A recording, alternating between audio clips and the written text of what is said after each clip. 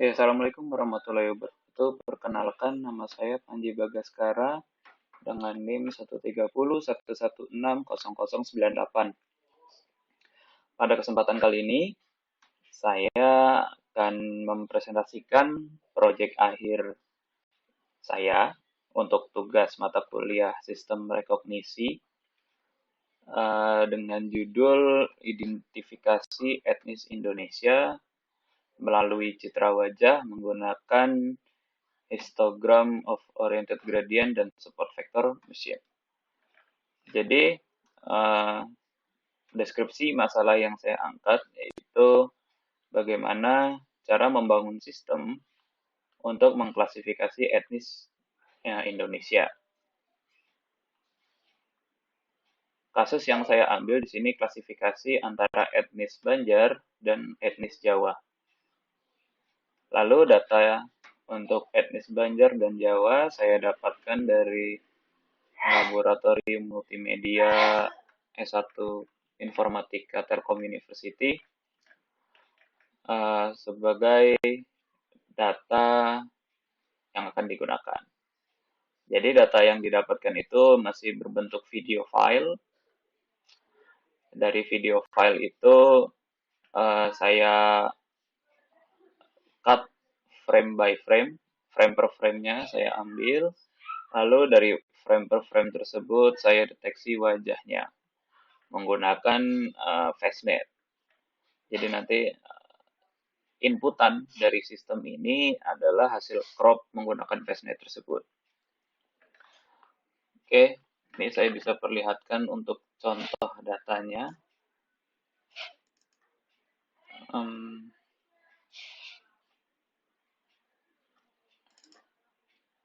Untuk contoh datanya itu ada di sini. Nah, ini ada dua, ada training, ada testing. Untuk training, contohnya seperti ini, Banjar. Terus untuk yang Jawa, seperti ini Jawa. Oke, jadi totalnya tuh ada 160 di training dan 40 di testing. Oke, sekarang kita langsung saja masuk ke metode yang saya gunakan. Metode yang saya gunakan seperti pada judul yaitu histogram of oriented gradients, dan untuk classifiernya itu support vector machine. Nah, untuk aplikasi yang saya buat, sini tuh saya membuat dua aplikasi. Yang satu untuk bereksperimen bagaimana HOG dan SVM itu dapat akurasi yang baik untuk testingnya. Lalu di sini saya juga buat untuk aplikasi realnya. Jadi nanti dari model yang dieksperimen ini saya save dalam bentuk file, ya, di save dalam bentuk file, lalu saya load filenya di aplikasi yang untuk testingnya. Oke, jadi hasil eksperimen yang saya dapatkan itu klasifikasi bisa dilakukan dengan mencapai akurasi 72,5% untuk dua kelas ini yaitu Banjar dan Jawa menggunakan ketiga kernel dari SVM, baik itu linear, polinomial, dan radial basis function atau yang biasa kita sebut dengan RBF.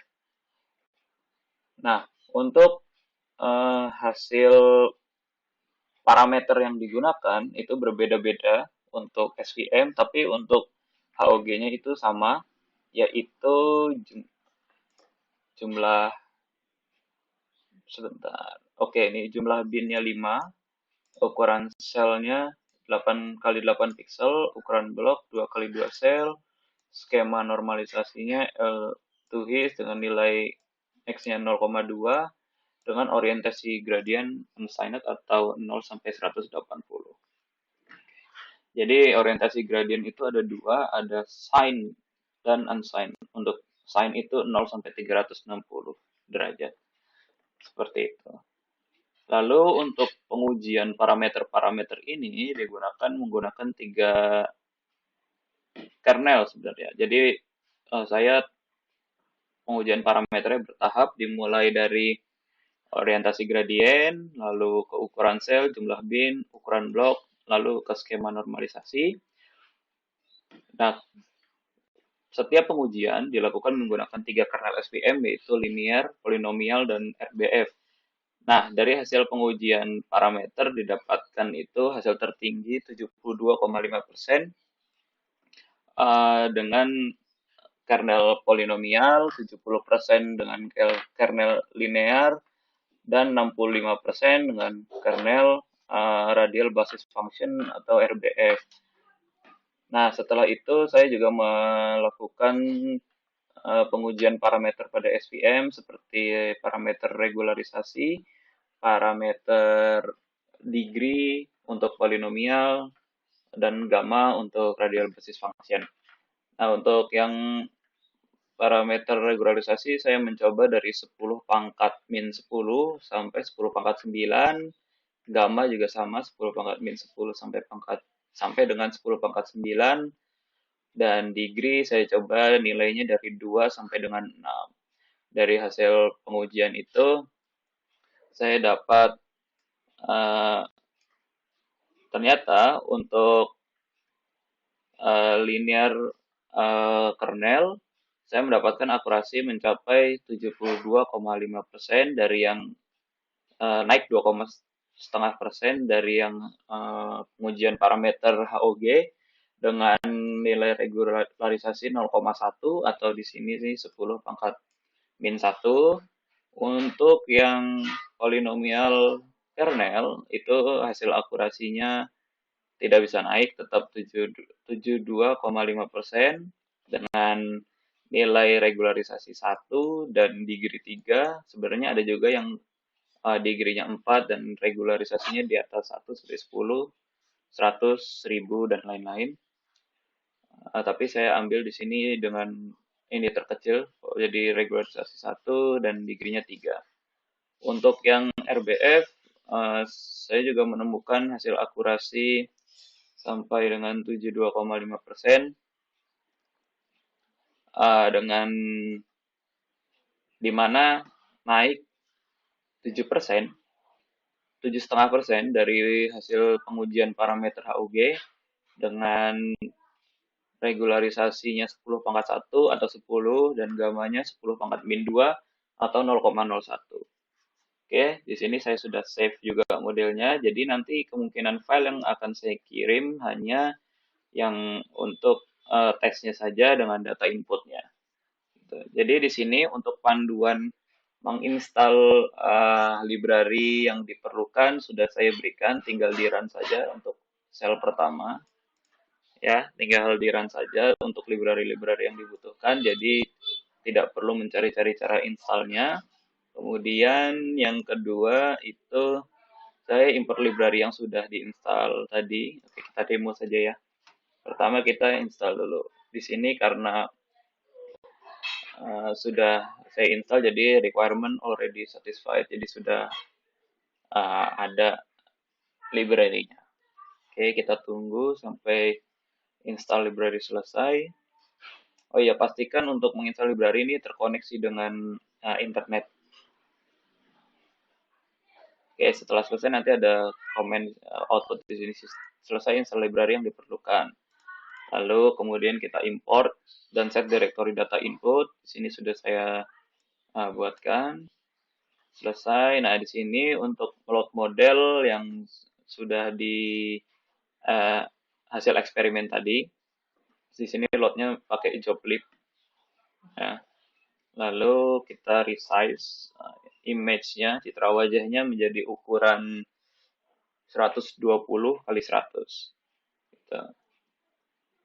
Nah, di sini ya, 40 ini total data inputnya atau data ujinya. Lalu di sini ukurannya 120 kali 100. Lalu di sini channelnya ada RGB. Nah, di sini kan masih RGB. Lalu kita cek ternyata di sini masing-masing etnisnya Banjar 20, Jawa 20. Lalu kita melakukan preprocessing yaitu grayscale. Nah, kita grayscale. Di sini Grayscale-nya saya menggunakan metode yang normal, yaitu rata-rata dari ketiga channel. Nah, di sini udah jadi satu channel doang dengan jumlahnya 40, ukurannya 120 kali 100. Y-test-nya ada 40, sesuai dengan total banyaknya data input. Lalu di sini saya membuat histogram of oriented gradient sendiri, merefer dari basic coding yang ada di scikit-learn. Jadi pertama itu mencari gradient X dan gradient Y. Saya di sini menggunakan CV2Sobel. Lalu di sini ada mencari magnitude dan angular. Magnitude itu nanti akan digunakan sebagai nilai yang akan dipetakan ke dalam jumlah bin tertentu.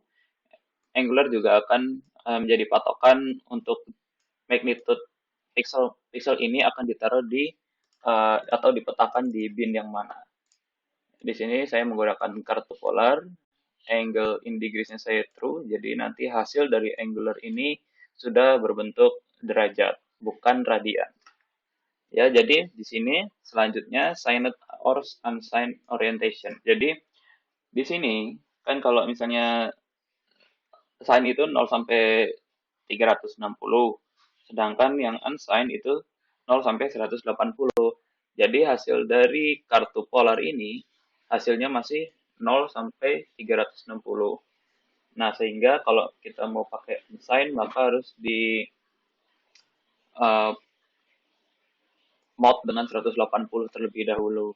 Lalu ini bin sampai INT 32 orientation bin kali angular bagi 180, kalau ini bagi 360. Ini buat memetakan uh, pixel atau ya pixel ini dipetakan ke dalam bin yang mana gitu. Jadi nanti orientation bin ini jumlah binnya misalnya 9, berarti 9 kali angular bagi 180, kita bulatkan, nanti dia akan dipetakan ke dalam bin tersebut. Misalnya jumlah binnya 0 sampai 8. Kalau misalnya nanti hasilnya dari operasi ini hasilnya 0, maka akan dipetakan ke dalam bin 0. Kalau hasil dari operasi ini itu 5, berarti akan dipetakan ke dalam bin 5, dan seterusnya. Oke, sekarang kita akan membuat proses orientasi histogram. Jadi sebelum membuat orientasi histogram, si citra harus kita bagi dulu menjadi ke dalam beberapa sel. Ya, jumlah sel dalam baris kita hitung dengan baris dibagi ukuran sel yang baris. Untuk jumlah sel pada kolom kita hitung dengan lebar citra dibagi dengan lebar ukuran selnya.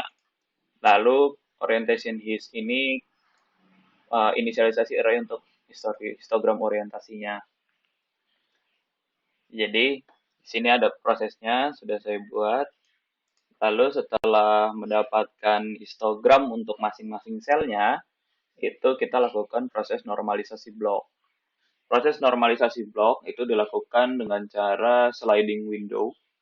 Di sini saya tidak menggunakan stride, jadi stride-nya 0. Di sini untuk menghitung total baris, jumlah blok dalam barisnya itu jumlah sel pada baris dikurangi dengan ukuran blok ditambah 1. Begitu juga dengan yang kolom.